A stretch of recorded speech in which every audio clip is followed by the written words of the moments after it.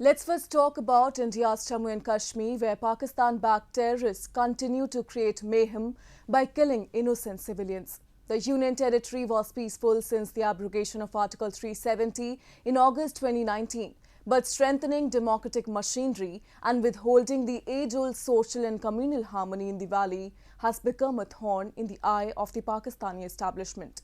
Pak-backed terror groups are attacking innocent and unarmed civilians in the Union Territory. Recently, a pall of gloom descended over civilians in Kashmir as terrorists killed 5 people in just 48 hours. We have a report. Teachers, a pharmacist, a street vendor and a businessman. They all became the latest targets of Pakistan-backed terrorists in the Kashmir Valley. As Indian security forces foiled major terror plots by the terrorists, they have started targeting civilians in the valley to create fear psychosis. On October 7, the principal Supinder Kaur and a teacher Deepak Chand of Government Boys Higher Secondary School in Srinagar's Idgah area were killed by terrorists.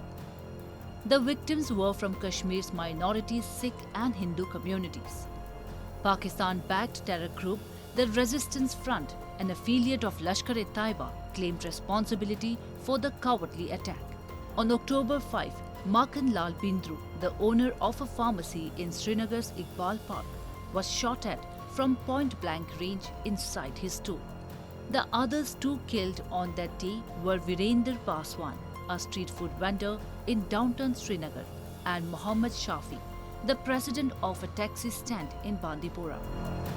2 अल्पसंख्यक लोगों को सतिंदर कौर और दीप चांद का बड़ी क्रूरता से दहशतगर्दों द्वारा कत्ल किया गया और उसके बाद शहीद गाजी स्क्वाड द रेजिस्टेंस फ्रंट के नाम से जिन लोगों ने इसकी जिम्मेवारी ली और यह कहकर कहा कि हमने इसलिए मारा है क्योंकि इन लोगों ने देश की आज़ादी का प्रोग्राम उस स्कूल में 15 अगस्त को किया था। ये बड़ा ही दर्दनाक भी है और ये माइनॉरिटीज़ के अक़लियतों के खिलाफ उनको वहाँ से भगाने की एक बहुत बड़ी पाकिस्तान और उन लोगों द्वारा सुनिश्चित तरीके से किया गया एक काम है, जिसकी हम कड़े शब्दों में निंदा भी करते हैं। हमें इस बात का बहुत दुख और अफसोस है कि चुनकर आई कार्ड देखकर, आइडेंटिटी देखकर उन लोगों का पे हमला किया गया और उन लोगों को मारा गया। Attacks on civilians in the Kashmir Valley have witnessed a spike in the last few months. As per several reports, more civilians than security forces have been targeted this year in the region. Till October 7 this year, as many as 27 civilians and 20 security personnel have been killed in the valley. In 2020, the number of civilians killed by terrorists stood at 33. While 56 security forces lost their lives in various terrorist attacks. Comparatively, in 2019, 42 civilians and 78 security personnel lost their lives in various terrorist attacks in the valley. Of late, terrorist handlers sitting in Pakistan have changed their strategy as far as attacks and targeted killings are concerned. Besides the Fidai attacks and other strikes on the security forces, the terrorists are now concentrating mainly on soft targets. Civilian को target करने के जो incidents पिछले कुछ रोज से जो हुए हैं, ये अपने आप में दरिंदगी, वहशत और दहशत का एक मेल है, जिसमें बिल्कुल बेगुनाह जो लोग हैं, जो समाज की सेवा में लगे हैं, जिनका किसी से कोई लेना देना नहीं है, उनको टारगेट किया जा रहा है। ये दहशत का माहौल पैदा करने के निशाने से इस तरह की कार्रवाई जो है, और कम्युनल रंग देने के लिए ऐसी किलिंग्स को, ताकि आपसी भाईचारा जो जहां पर कश्मीर में आपस में लोगों का है, उसको नुकसान पहुंचे, उसको ठेस पहुंचे। In the beginning of this year, India and Pakistan have agreed to reduce tensions and maintain a ceasefire along the line of control in Kashmir. The peace within the valley, however, sustained for just a couple of months as Pakistan resumed terror activities along the border.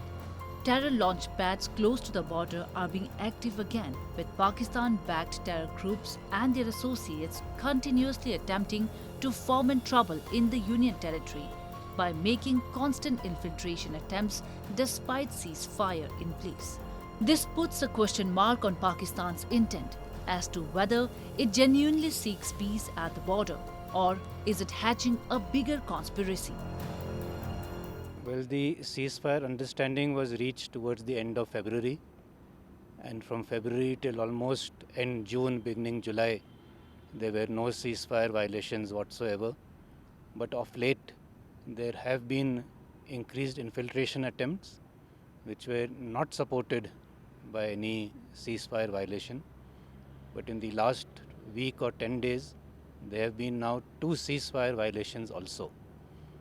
So definitely it shows that the situation is not static and is now regressing to what it was earlier, pre-February days. They should not give support to any such activities, and especially not to any terror-related activities, which are obviously cannot take place unless they have the support of the Pakistani army. While Jammu and Kashmir is trying to return back to normalcy, Pakistan intensifies its efforts to create havoc in the region. Such consistent attempts of Pakistan at fomenting trouble and breaching harmony in an otherwise peaceful Kashmir reek of its duplicity.